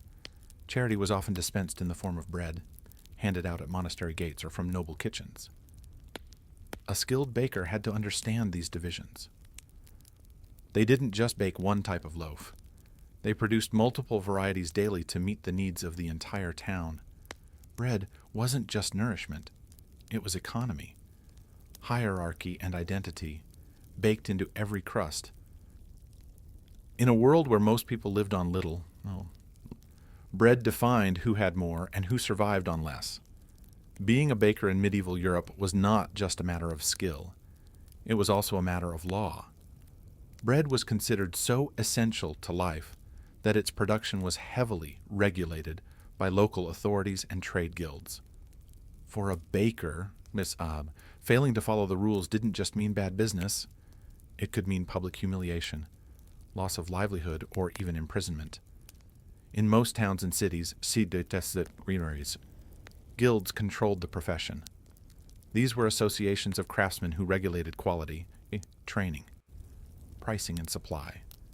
Bakers' guilds established strict standards for the weight, size, and ingredients of bread. These standards weren't optional. They were enforced through regular inspections and harsh penalties. New bakers often had to apprentice for several years before they were allowed to operate their own ovens. Guild membership was both a privilege and a protection. It gave bakers the right to sell in the town market and guaranteed some degree of economic stability. But it also bound them to a system of accountability. If a baker was caught selling underweight loaves or substituting poor ingredients, guild officials could fine them, suspend them, or revoke their right to bake altogether. Beyond the guilds, municipal authorities also monitored bread quality in the way I wanted to. In England, for instance, the assize of bread and ale, so a law dating back to the 13th century, dictated exactly how much bread a customer should receive for a set price, which adjusted with grain costs. Officials known as bread weighers or ale tasters conducted surprise inspections and reported violators. Punishment for breaking bread laws could be dramatic. Some bakers were pilloried, locked into public stocks where they were mocked or pelted with stale bread and rotten food. Others were forced to parade through town with substandard loaves strung around their necks. In extreme cases, a repeat offender could be banned from the trade or exiled from the town altogether. These rules weren't just about fairness, they were about survival. Bread riots were a real threat in times of famine or inflation. Town leaders knew that if people suspected they were being cheated out of their daily bread, unrest could follow. For the medieval baker then, precision wasn't just a point of pride. It was a legal obligation. Every loaf had to meet the mark because in the eyes of both the guild and the town, baking was not just a trade. It was a public service. Running a medieval bakehouse wasn't just demanding, it was dangerous. Fire was both a necessity and a constant threat. Ovens had to reach incredibly high temperatures to bake dense loaves, and maintaining that heat meant burning large quantities of wood. Often in enclosed spaces made of timber, thatch or stone blackened by years of smoke. Most bakehouses were constructed with a large domed oven built from clay or brick, positioned against an outer wall to allow for airflow and loading. To heat it, bakers lit a roaring fire inside the oven itself. This wasn't a casual campfire. This was an intense blaze meant to superheat thick walls that could radiate warmth for hours. Once the fire had burned long enough, bakers would rake out the embers, clean the hearth with a damp rag or sand-soaked brush, and begin baking. But even a moment's carelessness could lead to catastrophe. Embers could escape. Thatched roofs could ignite, and in densely packed towns and cities, a bakehouse fire could spread with terrifying speed. For this reason, many towns required that bakehouses be located on the outskirts or built with specific fire-resistant materials, if the baker could afford them. Bakers also faced health risks. Prolonged exposure to heat and smoke took a toll on the lungs and skin. The heavy lifting of flour sacks and kneading of massive batches of dough wore down the body over time. Burns were common on arms. Hands and faces earned while loading and unloading hot loaves with long wooden peels. Some cities had communal bakehouses. Especially in poorer neighborhoods, families would prepare dough at home and bring it to a central oven managed by a professional baker. While this system saved fuel and reduced fire hazards in private homes, it introduced its own risks. Loaves could be burned, stolen, or tampered with. Bakers were held responsible for the integrity of each household's bread, and any negligence could lead to formal complaints. Because bread was such a vital staple, a disrupted bakehouse, whether due to fire, illness, or accident, could ripple across the whole town. It wasn't just the baker who suffered. The entire community felt the loss. Despite these dangers, the bakehouse remained the beating heart of daily life. It was a place of labor, heat, and vital routine where risk and reward burned side by side with every glowing loaf. While the image of the medieval baker often centers on male guild members and apprentices, women played a critical, if often overlooked, role in the daily production of bread. In many towns and villages, especially outside major cities, women were the primary bakers for both family and community. Their presence in the bakehouse was essential to keeping the ovens hot and the population fed. In rural areas, household baking was typically done by women. They baked for their families using communal ovens or small hearths, and in times of surplus they might sell loaves at market or from their doorstep. For many women, this side trade in bread offered a rare source of independent income. In cities, too, widows of bakers were often permitted to continue their husbands' businesses, sometimes becoming successful bakery owners in their own right. Guilds were usually male-dominated, but not entirely exclusive. In certain regions, especially in parts of Germany and France, female bakers were formally recognized. Women could inherit licenses, run bakeries, and train apprentices, including daughters or nieces. Some even petitioned for full guild rights and won them, though this required navigating legal and social challenges. Women in bakehouses performed the same grueling work as men, mixing dough in massive troughs, hauling water and flour, managing oven temperatures, and selling bread in markets. Many also worked as bread sellers, or walking through the streets with baskets balanced on their heads or carts loaded with loaves. These women were often the face of the bakery, dealing directly with customers and managing daily sales. Despite their labor, women were often paid less and received less recognition than their male counterparts. They were more vulnerable to accusations of selling underweight bread or poor quality loaves and faced harsh penalties for infractions. Still, their contribution was essential, especially during times of war or plague when men were absent and communities relied on women to sustain the food supply. Baking also intersected with motherhood and caretaking. A woman who could bake well was seen as capable and respectable, keeping her household fed, preserving traditions, and passing down knowledge. In many families, recipes and baking techniques were handed down from mother to daughter like heirlooms. In every corner of medieval society, from noble kitchens to village ovens, women shaped the world through bread.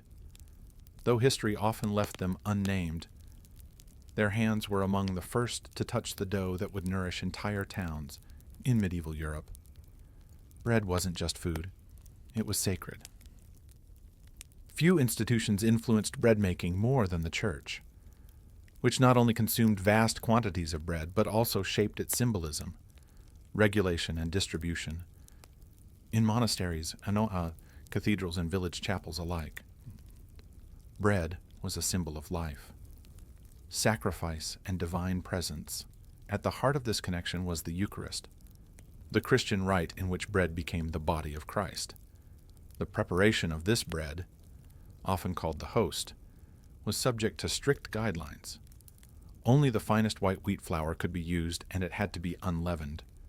In monasteries, specific monks were assigned to this holy duty, baking in silence, often at night, in special ovens.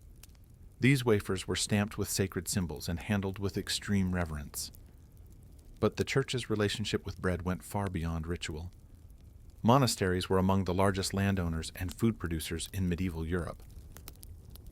Many ran their own bakehouses, producing vast amounts of bread for the monks, their workers and guests. The daily monastic diet typically included multiple servings of bread paired with cheese.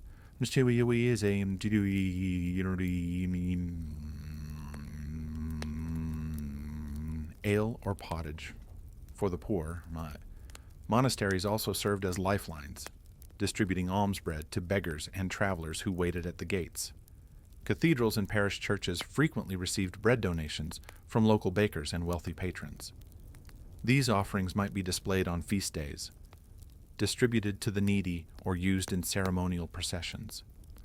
Some towns even had special bread altars where loaves were blessed and handed out in memory of the dead. The church also played a regulatory role in some towns. Ecclesiastical courts handled disputes between bakers and customers, especially in areas where the local clergy governed commercial life. They helped enforce fair prices and weights, often motivated by the belief that cheating customers of bread was not just dishonest, but sinful. On religious feast days, special breads were baked. Rich, spiced loaves shaped into crosses, doves, or other sacred forms. These celebratory breads marked the rhythm of the liturgical year and were often shared in the community to strengthen bonds of faith and fellowship. In the medieval imagination, bread was not only sustenance, it was spiritual nourishment. For the baker, indeed, supplying bread to the church meant more than earning money. It meant participating in the sacred economy of life, where dough became divine and the oven echoed with ritual as much as routine. In the medieval world, bread was deeply entwined with power. For rulers, mayors, guildmasters, and kings, were controlling the price. Supply and quality of bread was as important as maintaining order, because bread was the staple food for most of the population, often making up 70% or more of a person's diet. Its availability was directly linked to political stability. The most visible way this played out was through price controls. Cities and kingdoms established official rates for bread through laws like the Assize of Bread and Ale in England, which tied the price of a loaf to the current cost of grain. If grain prices rose due to poor harvests, drought, or war, bakers were expected to adjust the size of their loaves, not the price. This meant that during times of scarcity, bakers had to produce smaller loaves for the same price, often cutting into their own profits. But if a baker was caught shortchanging customers or selling loaves below the legal weight, the punishment could be harsh. Authorities saw cheating as not just theft, but a betrayal of the public trust. In some towns, bakers were pilloried, forced to stand in public stocks while holding underweight loaves. Others were fined, shamed, or even banned from baking. Bakers were also required to keep detailed records of grain purchases, flour usage, and the number of loaves baked. Inspectors could show up unannounced to weigh loaves and examine ovens. In particularly tense times, such as during war or famine, bakers were sometimes placed under military guard to ensure fair distribution. Bread riots were among the most feared expressions of unrest. When bread became scarce or unaffordable, mobs could form quickly. In such cases, bakers might be accused of hoarding flour or favoring the wealthy. Entire shops could be looted and records destroyed. To maintain peace, city officials would sometimes seize grain stocks or subsidize bread to prevent starvation and protest. Because of its centrality to life, bread became a tool of both charity and control. Rulers handed out bread during public celebrations or religious festivals to win favor with the people. And in castles, lords ensured their retainers and servants had ample supplies, reinforcing loyalty. And in towns, a steady stream of affordable bread was seen as the mark of good governance. In medieval politics, bread wasn't just food, it was power. And the baker stood at the intersection of hunger and authority. Though rarely named in chronicles or praised in songs, the medieval baker left behind a legacy that shaped the very foundation of everyday life, in a world of castles and cathedrals, kings and knights. It was the humble baker who fed the people, And while their work was done in darkness, before the town ever woke. Its impact touched every household. The baker's influence extended beyond the ovens and into the cultural fabric of medieval society, from birth to death. Bread accompanied every stage of life. It was present at baptisms, shared during weddings, offered in mourning and honored at church altars. Every loaf baked carried with it centuries of tradition, belief and survival. The skills of the baker were passed down through generations, often within families or apprenticeships. Techniques were taught by hand and by repetition. How to feel when dough was ready, how to read the oven's heat without a thermometer, how to stretch flour in lean times without sacrificing quality. These traditions were deeply rooted in place and community. A baker in one region might favor rye and oats, while another relied on barley or imported wheat. Every town had its own flavor.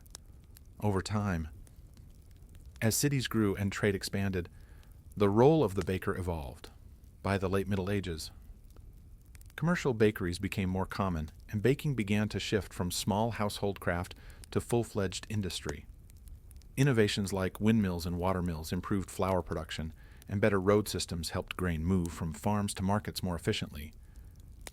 Despite this progress, the essential rhythm of baking remained unchanged. Rise, knead, shape, fire, feed. It was a cycle as old as civilization, and the medieval baker stood as its quiet custodian. Even today, echoes of their work survive. In languages around the world, the word for companion derives from Latin companies, with bread. A reminder that sharing bread meant sharing life. Where the guilds that once regulated bakers paved the way for modern food safety standards, and the communal ovens of medieval villages laid the foundation for today's neighborhood bakeries. In the end, the medieval baker's legacy is not just in the loaves they made, but in the sustained life of a community. Through flour, fire, and faith, they fed more than bodies. They nourished entire societies.